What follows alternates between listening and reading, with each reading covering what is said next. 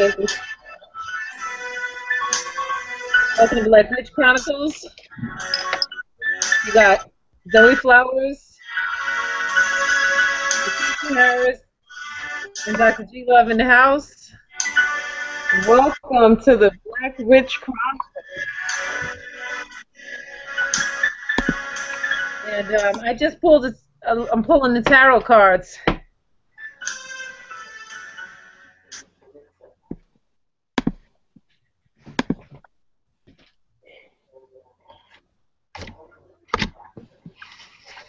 I pulled some tarot cards.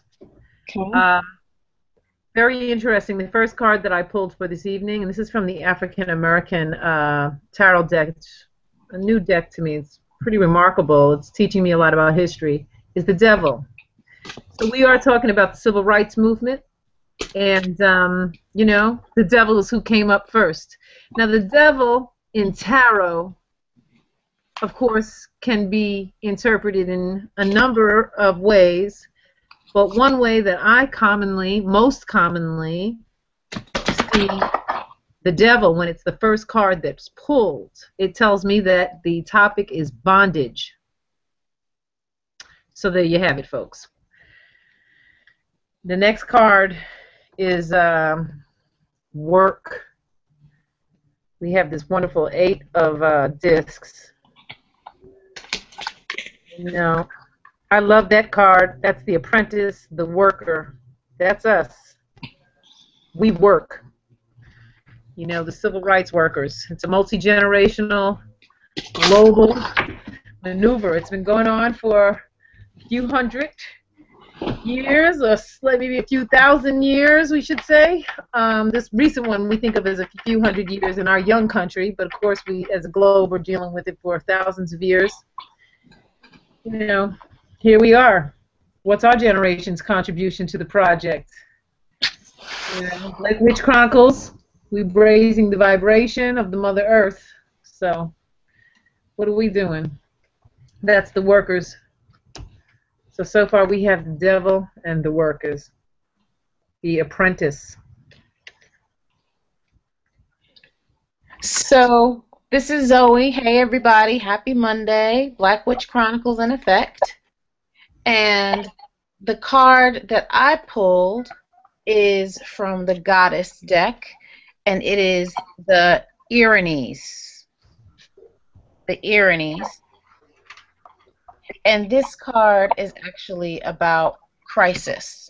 So again, just thinking about what Dr. G was talking about, these women here are about how can you use your energy to effectively address crisis. How can you move from crisis? So that was the first card I pulled. The second card I pulled was Shakti.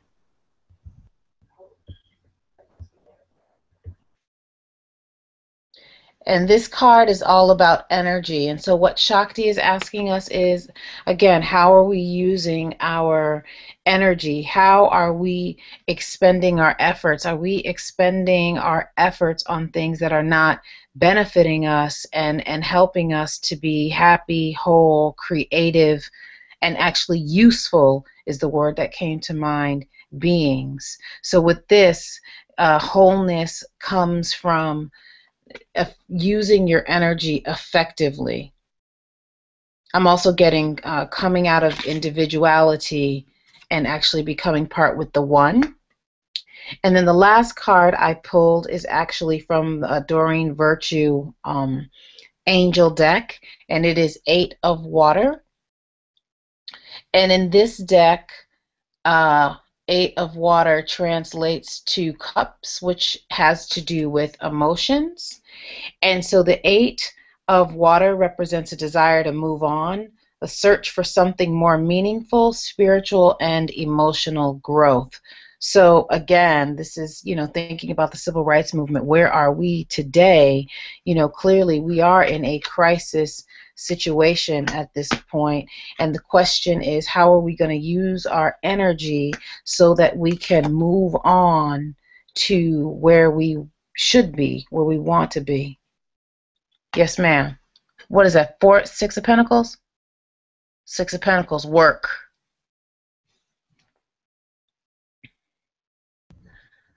I had my mute on. Sorry, it's the eight. Oh, it's the Eight of Pentacles, so work. Yeah, Yeah, hard that's work. the eight. Yeah, the eight is that hard work. So you had the eight of water, Yeah.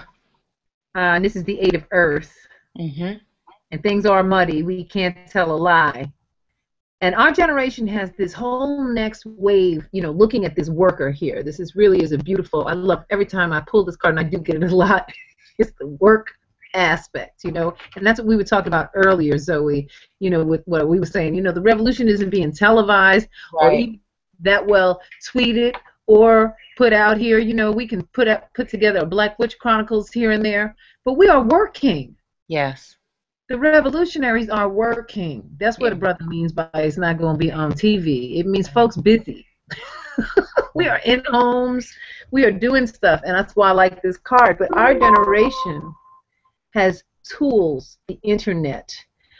We have so many tools that the generations previous did not have. So it's like, what are we doing with these tools? We have a collective consciousness around freedom now. We're no longer fighting for basic human rights. I feel like we're working for peace on earth. I feel like we're working to really get the planet out of bondage,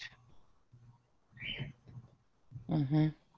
to free the divine feminine, to free the earth so that all of the beings on the planet are doing what they were already preceded, star-seeded to do when they got here without needing a big long instruction manual predetermined a few thousand years ago by somebody whose name none of us knows. So to me, that's where we are in the civil rights movement, is that we have to really get a nice broad perspective about what we're doing. Right. Peace on earth. Right. So it's so interesting that you say that. While you ladies were talking, I pulled 3 runes, and all of them speak to love and renewal of love and loving in different and meaningful ways. So I have the first rune that I pulled was the ring rune, and the ring symbolizes love, whether it be new love, engagement, marriage, or renewal or relationships. Sometimes it's also telling you to take new approaches to existing relationship. Hmm. So in what way can we take different approaches to loving one another? It doesn't have to look like the love that our parents once took. And the way forward in the civil rights movement doesn't have to be the approaches that old civil rights leaders have taken. Like, we can learn from them, but in what ways can we approach it in a different way, in ways that were unseen to them or underutilized to them? So that is one of the things. And it says also that this usually leads to positive outcomes in the love relationships. And then I also pulled a crossroads, the crossbows. So changes in the heart, new direction, our decisions that we need to make, conflict, lessons to be learned. If near positive runes, which it is, it came out as second, the crossroads can be symbolic of healing taking place in our lives. And this is what this is all about. This like the healing process, the radical healing process is our new civil rights movement, or it is built upon the civil rights movement of the past. Reconciliation. The last one that I took out was the last rune that I took out was the romance rune. So it's all of this is all about love. Everything that I pulled while you were talking was all about love. Well, I think that's Am I? beautiful, and I think it's key because, I really feel like, yes, the revolution will not be televised, but I also feel like it needs to be a different revolution than what we so-called the revolutions that we had before, because it has to be a love revolution. It has to be a spiritual revolution. This is a new paradigm, and we're changing vibrationally, energetically, and all of that. So the old ways cannot be useful anymore. They're not useful anymore. That's one of the things that Dr. G and I were talking about before. You know, we have to shift into this higher love vibration. Again, the aid of water, emotions. Okay. Well, you know, this is what I'm talking about. Dr. G Love in the house. Really believe, I believe in the healing power of love. You know, I Yeah. really do. I not only believe in it, but I'm a living testament to it. That's Yeah. right here. Bring it. I can rap. Love heals. For real. Living testament over and over again. Love heals. So, you know, I like being proof of something. You know, Dr. G Love can prove it to you. Anyway, with that said, I love this portion of the topic, of today's topic, because our ancestors were fighting for so long here in North America. Let's talk about our formerly enslaved ancestors and all of these people who just put up with this apartheid that, oh my gosh, I can't believe how I feel it in my heart. And they were working to reclaim their dignity, to reclaim the ownership of their cells, okay? Y'all heard of Henrietta Lacks? We're talking some serious stuff, what we are working for, true freedom. Right. And one of the things that has been reclaimed by my ancestors and handed to me is my spirituality. I have been allowed to entirely devolve back into my natural condition as a spiritual entity.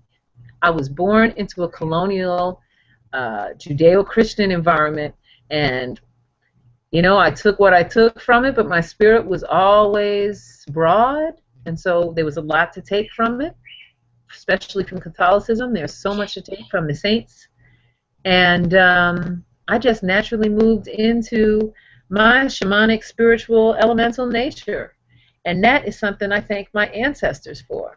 So when you say the old ways are not useful, what I think of as the old ways is, let's say, you know, doing it so peg-leg that you don't even have your spirituality owned. You don't even have ownership over your own language. The tone of voice in which you speak has been policed for a few hundred years. You know, I enjoy using whatever tone of voice I feel like using, and you know, it doesn't make people happy, but it makes my ancestors happy. They're behind me right now being like, look at this child, she just does what she wants to do. That's right. That would be right. That's what, to me, as a member of this generation, I feel freedom. I try to just live the freedoms that have been given to me. Right. Because that's what they were working for. They were working for us. You know, we're what they were working for. So why are we not taking full advantage of it? We're taking a little bit of advantage of it, but why aren't we really, you know, harnessing that energy that they had, Why are we not harnessing that fight, that determination, all of that? You know, why? What is it energetically that's happening that has lulled us to sleep? Why Jesus, for one? I mean, let's just keep it straightforward. People are going through a lot with decolonizing their spirituality. Yeah. And we have to respect that process, and I do respect it. I have to. Yeah. You know, a lot of people are going through it. Yeah. But it puts us all in different perspectives right now. Yeah. Yeah, that decolonization process is real. Mm-hmm. Yeah.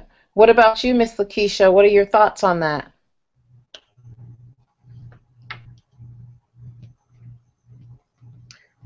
Keisha's not with us at the moment. Wish we lost her, and we need to get her back.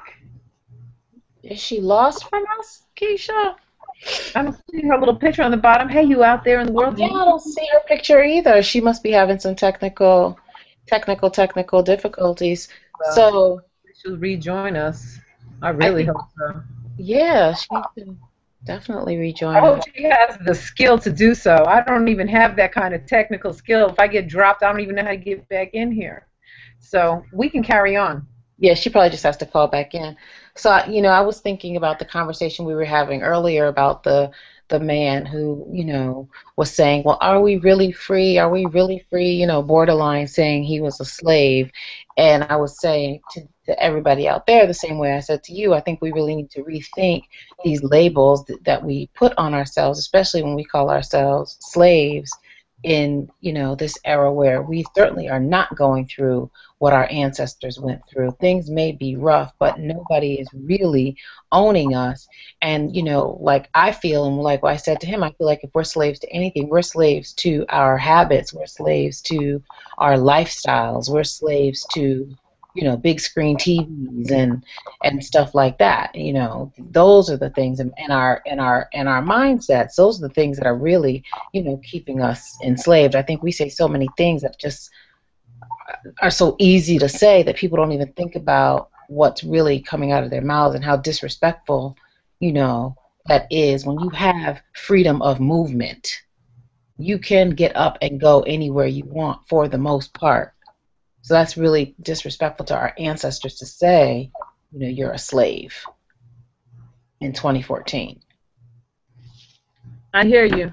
We got a lot of agency to work with, but I'm all about working with it. Now, the thing is a lot of people are in that mind frame right now, though, because, I mean, we all know what happens. You go to meetings and whatnot, and everybody wants to do some community problem solving, and usually everyone's so hurt that the whole thing, even if it's 3, 4, 10 hours long, everybody want to vent their pain and suffering to one another and be seen and reflected and heard for once behind all these aggressions and microaggressions and the whole setup of Right.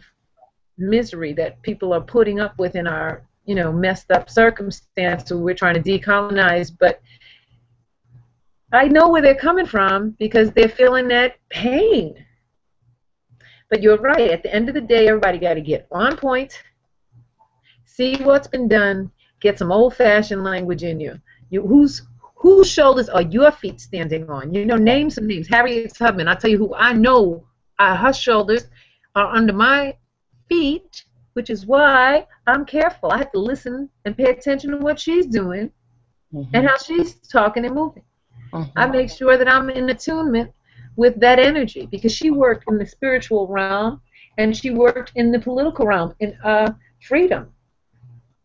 But I think that requires us to slow down so that we can hear those messages too, and not think that we're crazy when we start to hear them. Yes, because people will medicate you in the United States of America for doing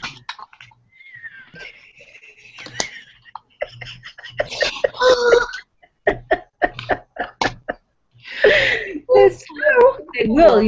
Hate you. I remember when I was first considering going to a therapist. Yeah. After I had, and I was blossoming, and I was with this beautiful. I had black witches in my life. Everything was good. And I remember mentioning it. I was in my 20s, and this friend of mine said, "Well, if you go to therapy, don't tell them nothing about the voices because then you're going to get in trouble." And she meant it, and I believed her. That's deep. Of course, there's all kind of therapists out there who can roll with you, but she did give me the warning. He said they will medicate you in the United States of America, in these United States, They honey. not only will, but they do. You know how many brilliant, genius people have been medicated out of their visionary status? I don't know, but I know the number must be huge, staggering. Right, absolutely. Those of us who are not incarcerated for mental health or something related to it, or